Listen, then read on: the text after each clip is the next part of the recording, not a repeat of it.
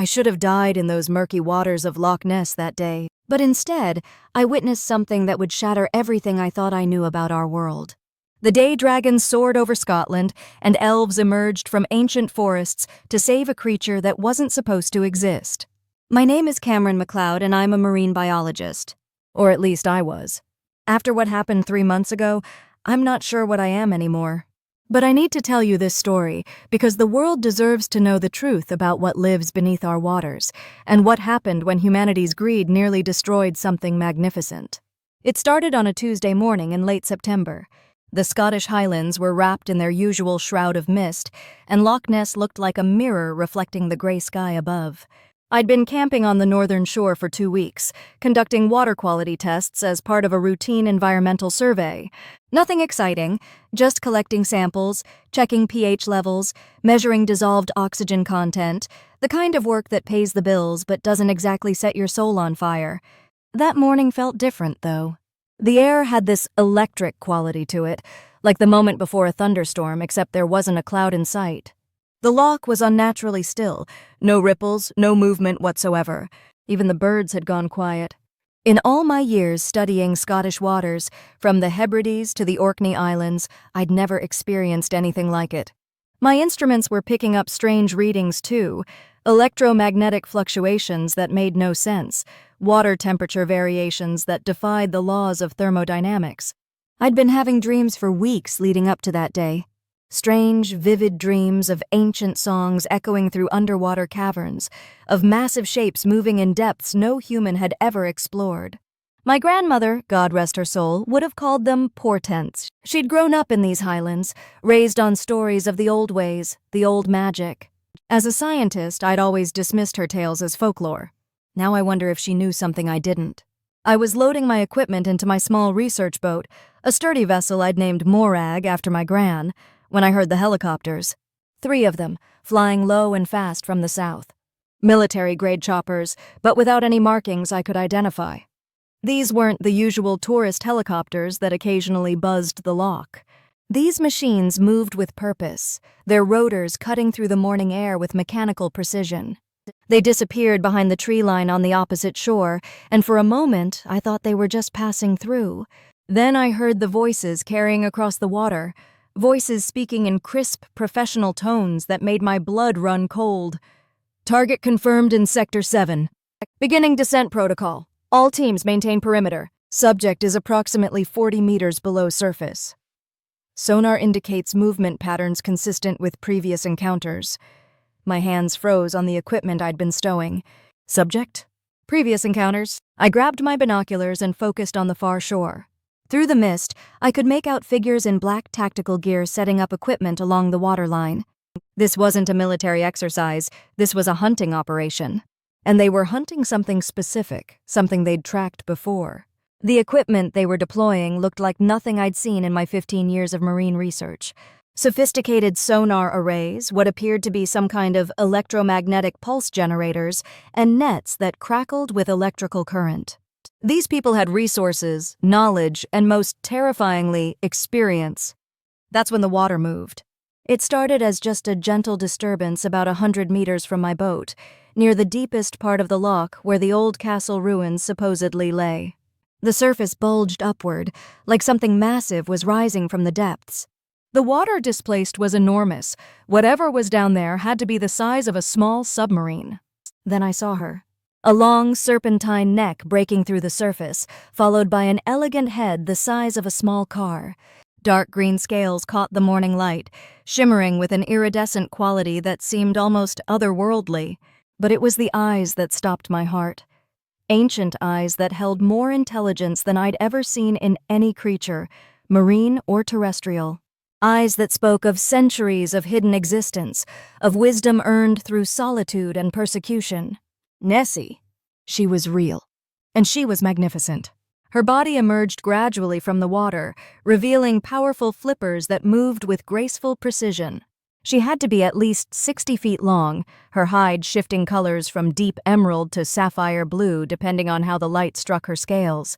Fins ran along her spine like the sails of some prehistoric vessel, and when she moved, the water around her seemed to dance. But she was also in terrible danger. The creature seemed to sense the threat immediately. Her head swiveled toward the hunters, and I heard something I'll never forget. A sound like whale song mixed with a lion's roar, but filled with such profound sadness that it made my chest ache. She was calling for help. Not just making noise, this was communication, a plea that transcended species barriers. The hunters responded with ruthless efficiency. I watched in horror as they launched some kind of specialized net from a device that looked like military-grade artillery. The net spread wide as it flew, crackling with electrical discharge that lit up the morning mist. It was designed specifically for aquatic creatures, weighted to sink fast, electrified to stun, and strong enough to hold something Nessie's size. She dove immediately, her massive form disappearing beneath the surface with surprising speed. But I could see the panic in her movements, the desperate way she thrashed as the net began to encompass her. The hunters weren't amateurs. They'd studied her behavior, mapped her movement patterns, prepared for exactly this scenario. Net deployed successfully. Target is contained but mobile. Initiating Phase 2. Prepare tranquilizer harpoons. Remember, Corporate wants this one alive. Specimen integrity is priority 1, Corporate. This wasn't just a rogue hunting operation, this was business. Someone was paying big money to capture Nessie alive, and I had a sick feeling I knew why. In the wrong hands, proof of her existence would mean everything from military applications to theme park attractions. She'd become a commodity, a thing to be studied, displayed, exploited. Before I tell you what happened next, if you're enjoying this story, hit that like button, because you'll want to remember this channel for what comes next. Trust me, you won't believe what I witnessed in the next few minutes. I couldn't just sit there and watch. Despite having no plan and no way to fight trained hunters with military equipment, I started my boat and headed toward them. Maybe I could distract them, or at least document what they were doing. As a scientist, I felt obligated to bear witness. As a human being, I couldn't watch this magnificent creature be captured without trying to help. My radio crackled to life as I approached. Unknown vessel, this is a restricted military operation. Turn back immediately or face detention. This is Dr. Cameron McLeod with the Marine Biology Institute, I responded, hoping my credentials might carry some weight. I'm conducting authorized research in these waters. Doctor, your research authorization doesn't cover this operation. Turn back now, but I kept going. What else could I do? Let them take her without anyone knowing what had happened? Let the world's most magnificent mystery disappear into some corporate laboratory? That's when the sky changed. It started as a distant rumble, like thunder rolling across the mountains. But the sound kept growing, getting deeper and more resonant until I could feel it in my bones, in my teeth, in the very core of my being. The hunters heard it too. I saw them looking up, their confident postures suddenly uncertain. Then the clouds began to part. Not naturally, like wind dispersing mist. The clouds were being pushed aside by something moving through them, something that displaced air the way Nessie displaced water. Something enormous. The rumble intensified, and I realized it wasn't thunder at all. It was the sound of massive wings beating against the sky. The dragon emerged from the cloud cover with a majesty that stole my breath and sent my rational mind reeling. Its scales were deep crimson, each one the size of a dinner plate, catching the light like polished rubies. Its wingspan had to be over 100 feet, casting a shadow across the entire northern end of the loch. When it roared, a sound that made the mountains themselves seem to tremble, every bird for miles took flight in terror. But here's the thing that shocked me most. There was a rider on its back. Not a human rider. Even from a distance, I could see the ethereal grace of the figure, the pointed ears, the otherworldly elegance that could only belong to one of the fair folk. An elf, mounted on a dragon, soaring over Loch Ness like something torn from the pages of the oldest Scottish legends my grandmother used to tell. The dragon's rider was female, I could tell that much. Her silver hair streamed behind her like a banner, and she wore armor that seemed to be made of crystallized moonlight. In her hands was a bow that appeared to be carved from a single piece of luminous crystal, and when she drew back the string, an arrow of pure energy materialized between her fingers. The hunters on shore were scrambling now. Whatever they'd expected, it wasn't this. I heard shouting, the clatter of equipment being repositioned, orders being barked through radio communications. They were trying to target the dragon with some kind of electromagnetic pulse weapons, but their technology seemed pitifully inadequate against something so magnificent, so utterly beyond their comprehension. "What the hell is that thing?" "Command, we have an unidentified aerial contact. Requesting immediate backup." "Forget backup, just bring it down!" But that's when I noticed the movement in the forest. The tree line around the loch began to shimmer like heat waves rising from summer pavement. Then figures emerged, dozens of them, moving with liquid grace through the undergrowth. Tall, elegant beings with silver hair and clothes that seemed to be woven from moonlight and shadow. Elves, an entire war party of elves, moving with deadly purpose toward the hunter's position. I was witnessing the return of magic to our world, and it was more terrifying and beautiful than any legend had prepared me for. The lead elf, I could tell by the way the others deferred to her, by the crown of woven starlight she wore, by the staff that pulsed with inner fire, raised her hand, and I saw something that defied every law of physics I'd ever learned. The air around her began to glow with soft blue light, and when she spoke a single word in a language that sounded like wind chimes and running water, that light shot forward like lightning. Their electronic devices started failing immediately. GPS units went dark, communication radios filled with static, and the electric nets they'd been using to trap Nessie simply stopped working. Magic was systematically dismantling their technology, reducing their sophisticated equipment to expensive junk. But the hunters weren't giving up easily. These were professionals, trained to adapt to unexpected situations. I watched their leader, a big man with military bearing and scars that spoke of combat experience, signal his team to fall back to secondary positions. They switched to backup equipment, older technology that didn't rely on sophisticated electronics. One of them pulled out what looked like some kind of advanced tranquilizer gun, a weapon that seemed designed specifically for large, aquatic creatures. He was aiming it at the water where Nessie had surfaced again, clearly hoping to drug her before the magical beings could intervene further. That's when the dragon decided it had seen enough. The great red beast dove toward the shore with the speed of a falling star, its roar shaking loose stones from the nearby cliffs. Its rider drew back her crystalline bow, and I watched in amazement as she loosed not one but 3 arrows in rapid succession. Each arrow was made of pure light, trailing sparks as they flew through the air with impossible accuracy. The first arrow struck the tranquilizer gun, which exploded in a shower of sparks and twisted metal. The second and third arrows hit the hunters' backup sonar equipment, destroying their ability to track Nessie's movements underwater. The man with the ruined weapon stumbled backward, staring at his smoking hands in shock. The dragon's roar of triumph echoed across the loch, and I felt something I'd never experienced before, the presence of ancient, powerful magic that made the very air around me seem to vibrate with potential. But the rescue was just beginning. I watched in amazement as more dragons appeared from the clouds, materializing as if they'd been waiting just beyond the veil of ordinary sight. A blue one with scales like sapphires, its rider a male elf with a sword that burned with cold fire. A silver dragon that seemed to shine with its own inner light, carrying an elven woman whose staff was crowned with what looked like a captured star. And finally, a massive black dragon whose presence made the very air feel heavy with power, its rider an ancient elf whose eyes held the wisdom of millennia.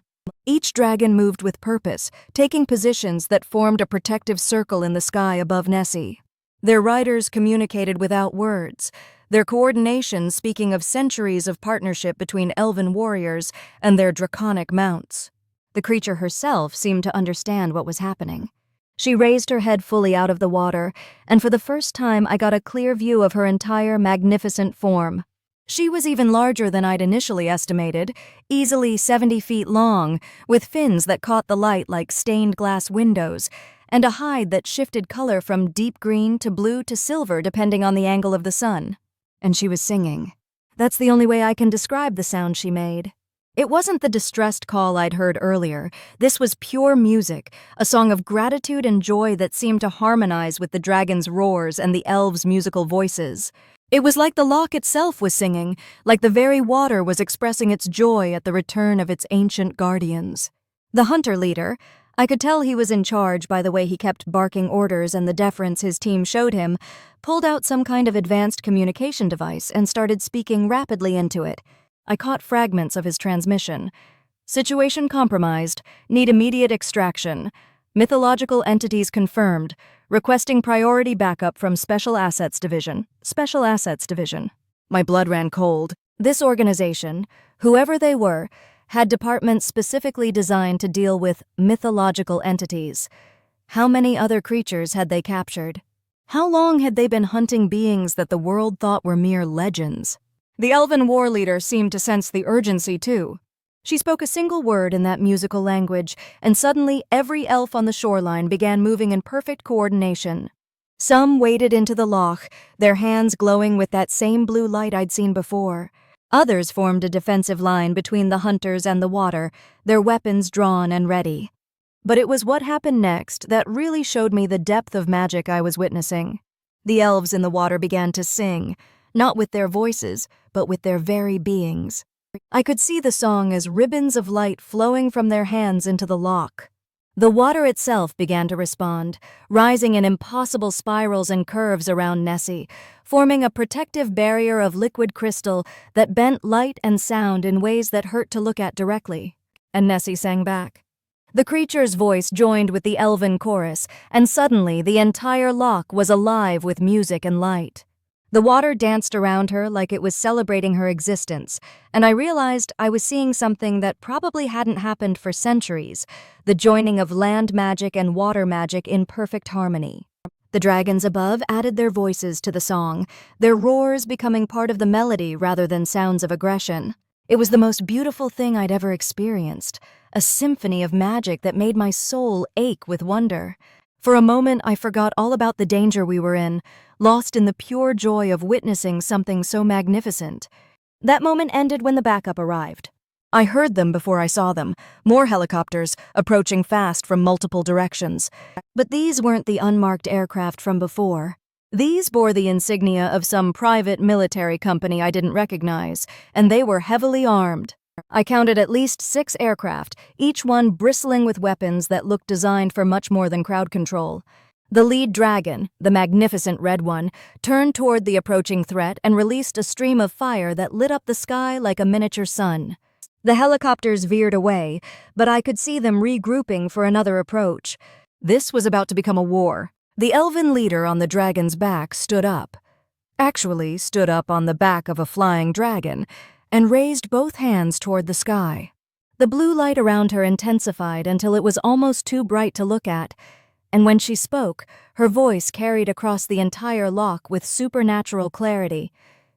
By the ancient treaties and the old magic, I claim sanctuary for this water child and all who protect her. Any who would harm her face the wrath of the firstborn and the fury of the Sky Riders. It was more than a warning. It was a declaration of war backed by power that made the air itself tremble. The helicopters responded by opening fire. What happened next was like something out of the most epic fantasy movie ever made, except it was real, and I was right in the middle of it. The dragons scattered, using their incredible speed and agility to avoid the streams of bullets, while their riders returned fire with arrows of light that streaked through the air like falling stars. The blue dragon's rider stood on his mount's back and raised his burning sword high. Where he pointed it, the helicopter's engines began to fail, their mechanical systems unable to function in the presence of such concentrated magic. One aircraft spun out of control, its pilot fighting desperately to reach the shore before it crashed. Meanwhile, the elves on the ground raised their hands in unison, and suddenly the forest itself came alive. Trees that had stood peacefully for centuries began to bend toward the hunters, their branches reaching like grasping fingers. Vines erupted from the ground to entangle equipment and trip fleeing soldiers. The very earth beneath their feet began to shift and buckle, opening sinkholes that swallowed their weapons and supplies. But through it all, the most important thing was happening in the water around Nessie. The protective elves had formed a complete circle around her, their combined magic creating a dome of crystalline water that bullets couldn't penetrate and explosions couldn't breach. But more than that, they were doing something to the loch itself. I could see streams of light flowing from their hands deep into the water, and gradually, I realized what they were accomplishing. They were opening a gateway. The water at the center of their circle began to glow with an inner light that seemed to come from somewhere far beneath the surface. Through that glow, I could see somewhere else. Another body of water, but one that felt ancient and wild and completely untouched by human hands. A sanctuary where creatures like Nessie could live without fear of hunters or scientists, or anyone else who might want to cage or study or exploit them. It was beautiful beyond description, a hidden realm where the water was so clear it seemed like liquid crystal, where strange fish with scales of gold and silver swam among coral formations that looked like frozen lightning. I caught glimpses of other creatures too, beings that might once have been called sea serpents or water dragons, living freely in depths that human technology could never reach. Nessie seemed to understand immediately what was being offered. She swam toward the gateway, her massive form moving with renewed grace and purpose. But then she stopped and turned back toward me. Our eyes met across the distance, and in that moment I felt a connection that went beyond anything I'd experienced with any other living being. She was thanking me for being there, for bearing witness, for caring about her fate when so many of my species saw her only as a prize to be won or a problem to be solved. And she was asking me to tell her story, to make sure the world knew what had happened here. The battle was reaching its climax around us. The silver dragon had conjured a storm of ice and wind that was forcing the remaining helicopters to retreat. The black dragon's rider was weaving spells that made the very air shimmer with power, creating illusions that sent the hunters running in circles, unable to tell reality from magic. One helicopter pilot, braver or more desperate than the others, tried to make a direct attack on the gateway. His aircraft dove toward the water, missiles armed and ready to fire. That's when I learned just how protective dragons could be. All four great beasts turned toward the threat simultaneously, and their combined roar was like the sound of mountains breaking.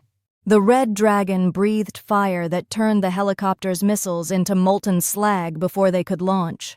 The blue dragon called up winds that sent the aircraft spinning like a leaf in a tornado. The silver dragon conjured ice that coated the helicopter's rotors, and the black dragon simply looked at it with those ancient, terrible eyes.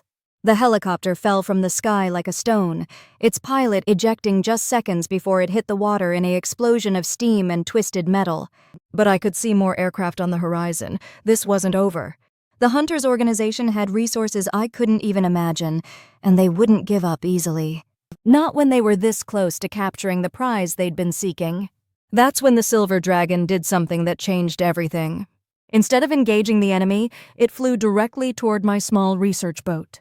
Its rider, a male elf with hair like starlight and eyes like deep mountain pools, leaned down and spoke to me in accented but perfect English. "Human scholar, you have witnessed the awakening. Will you be our voice in your world?" The question hit me like a physical blow. They were asking me to be an ambassador, a bridge between the magical world that was returning and the human world that had forgotten it ever existed. The responsibility was overwhelming, but looking into those ancient eyes, I knew there was only one answer I could give. "Yes," I said, and I meant it with every fiber of my being. He smiled, and it was like watching the sun rise over the highlands. "Then hold fast to what you have seen, Cameron MacLeod. The time of hiding is ending. The old powers are stirring, and your people must choose whether they will welcome the return of wonder or try to cage it like common animals." The silver dragon climbed back into the sky, and I watched as all four dragons formed a defensive formation around the gateway. The elves in the water were singing with renewed intensity, their voices weaving magic that made the portal glow brighter and more stable. Nessie took one last look around the loch that had been her home for who knows how many centuries.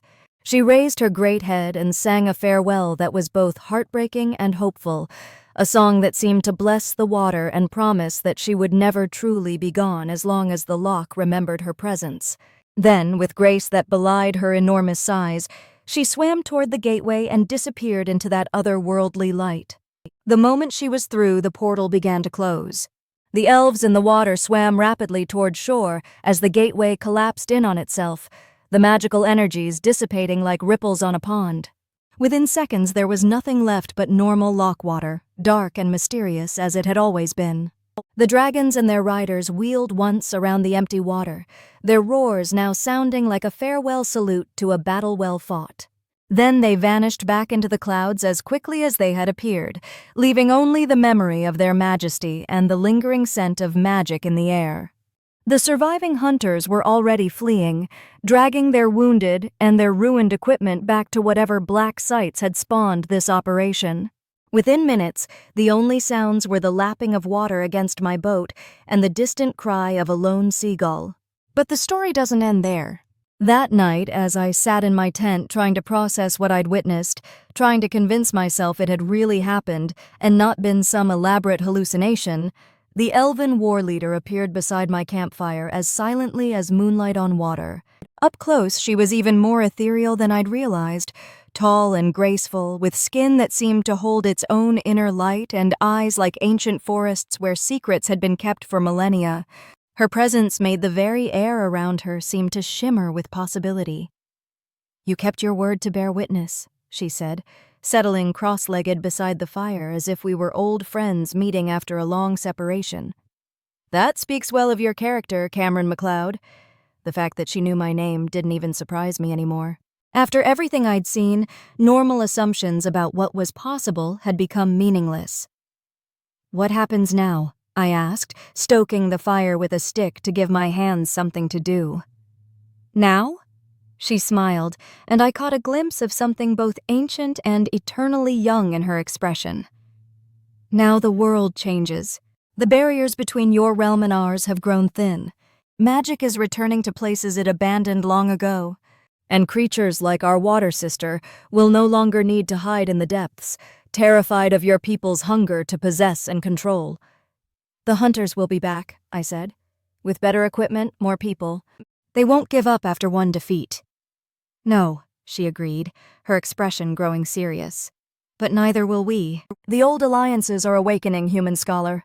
Dragons remember their ancient oaths to protect the innocent. The forest folk are stirring from their long sleep. And there are others, beings of fire and stone and starlight, who have waited centuries for this moment." She gestured toward the loch, where the water now seemed to hold depths of mystery it hadn't possessed that morning. "Your people stand at a crossroads. You can choose to welcome the return of wonder, to learn from beings older and wiser than your civilizations. Or you can choose fear, choose to see everything magical as a threat to be eliminated or a resource to be exploited."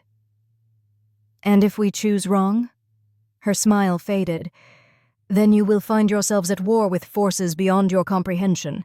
We do not wish this, but we will not allow our people to be caged again. We will not watch as creatures like Nessie are turned into curiosities for your laboratories and theme parks." She stood to leave, moving with that otherworldly grace that made her seem like she was dancing even when simply walking. The firelight played across her features, and for a moment I saw something that made my breath catch. Sorrow so deep it seemed to encompass centuries of loss. "Will I see you again?" I asked. "Perhaps, if your people prove worthy of trust." She paused at the edge of the firelight, half turned back toward me. "But remember this, you were chosen to witness what happened here. Not by accident, not by chance. There are forces at work larger than any one person can understand, currents of fate and magic that have been building toward this moment for generations." "Why me?" "Because you have the heart of a scholar and the soul of a protector. Because when you saw beauty in danger, you chose to act rather than simply observe. Because your grandmother's blood runs in your veins, and she was not entirely human." The revelation hit me like a physical blow. My grandmother, with her strange stories and her knowing looks, her ability to predict storms, and her way with injured animals. She was one of you? One of us. One of the old bloodlines that walked between worlds before the barriers grew strong. You carry that heritage, Cameron MacLeod, diluted but not gone. It's why you could see through the veils today, why the magic didn't blind you or drive you mad as it might another of your kind. "Tell the story well," she continued, stepping back into the shadows between the trees. "The world needs to hear it. But more than that, the world needs to prepare. The age of magic is returning, and humanity must decide what role it will play in the new world being born."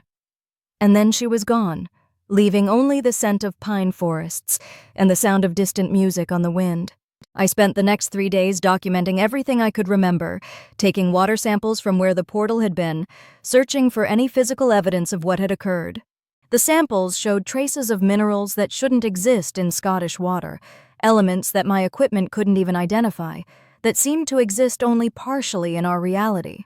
The electromagnetic readings from the area were completely off the charts, showing energy patterns that violated everything I knew about physics. And the water itself had changed. It was clearer than it had ever been, and sometimes in the right light, I could swear I saw depths that went far deeper than the loch's mapped bottom.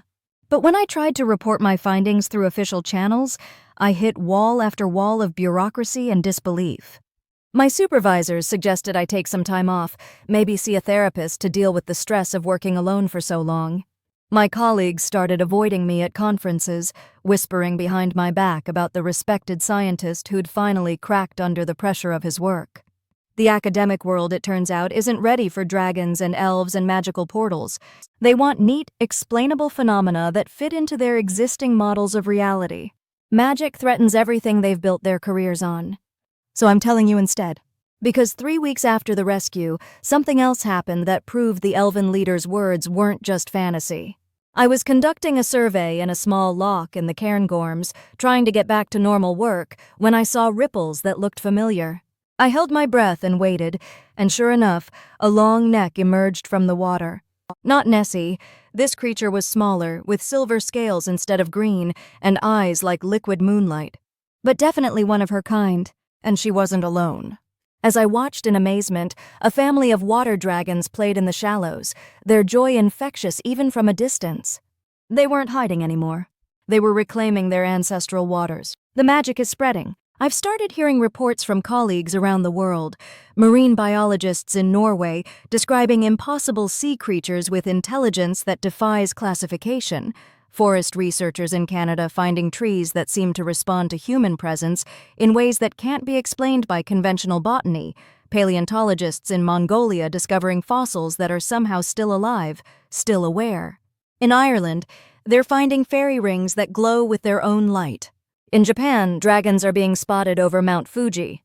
In the Amazon, tribes are reporting contact with beings they call the Old Ones, creatures of living wood and flowing water who speak in languages older than human civilization. The scientific community is baffled, but I understand what's happening. The barriers between worlds are breaking down. The creatures we thought were myths are coming home. Magic is returning to a world that had almost forgotten how to believe in wonder. 2 days ago, I received a package with no return address. Inside was a crystal pendant that pulses with soft blue light, a communication device that allows me to contact the Elven Alliance when needed. With it was a note written in flowing script. For services to the Old Alliance, the first human to stand with us in the new age. Wear it when the need is great, and know that you are not alone in the work ahead. I don't know what challenges are coming, but I know they're coming. The hunters who tried to capture Nessie were part of something bigger. A shadow organization that's been tracking and collecting magical creatures for decades, maybe centuries. Now that the barriers are falling and magic is returning to the world, they'll be more desperate than ever to capture and control what they don't understand. But they won't be facing a few isolated creatures hiding in remote lochs anymore. They'll be facing the combined might of dragons and elves, of ancient magics and newer alliances. They'll be facing beings who've had centuries to prepare for this moment, who've been waiting in hidden realms for the right time to return. And they'll be facing people like me, ordinary humans who've been chosen to bridge the gap between our two worlds, to speak for those who have no voice in our courts and laboratories and government chambers. The crystal around my neck pulses as I write this, responding to my emotions, my determination. Sometimes, late at night, I can hear voices through it. Not words, but songs, melodies that speak of hope and ancient wisdom and the promise of a better world. The rescue of Nessie was just the beginning. What comes next will determine whether humanity earns its place in a world of returned magic, or whether we prove ourselves unworthy of the wonders that are awakening around us. I know which future I'm fighting for. The old alliances are stirring. The dragons have returned to the skies, their wings casting shadows across lands that haven't seen their like for 1,000 years. The elves walk openly in their ancient forests, no longer content to hide from human eyes. The water dragons play in lakes and rivers around the world, their songs of joy echoing across waters that had been silent for too long. And somewhere in a hidden sanctuary beyond our world, in waters that have never known the pollution of human industry or the terror of hunters' nets, Nessie swims free. Sometimes, when the light hits the loch just right, I think I can see her reflection in our water. A reminder that beauty and magic exist, that some things are too precious to be caged, too ancient to be owned, and too wonderful to be explained away. If this story resonated with you, subscribe for more true accounts of the magical awakening happening all around us. Because this is just the first chapter in a much larger story. The story of how our world learned to believe in magic again, and what happened when magic decided to believe in us. The Age of Wonder has begun. Dragons soar over cities where only airplanes flew before. Elves tend gardens in urban parks, teaching children about the old ways. Water dragons sing lullabies to polluted rivers, slowly healing waters that humans had given up for dead. And you're going to want to be part of what comes next. Hold on to that wonder. Hold on to that belief. And when you see something impossible, something that makes you question everything you thought you knew about reality, remember Nessie and the day dragons filled the Scottish sky. Because magic is real. It's coming back. And the world will never be the same. I'm Cameron McLeod, keeper of the old knowledge, bridge between worlds, and witness to the day they tried to capture wonder itself. This is the truth about the day dragons and elves reminded humanity that some things are too precious to be caged, too ancient to be owned, and too magical to be explained away. The water remembers. The sky remembers. The magic remembers. And now so do you.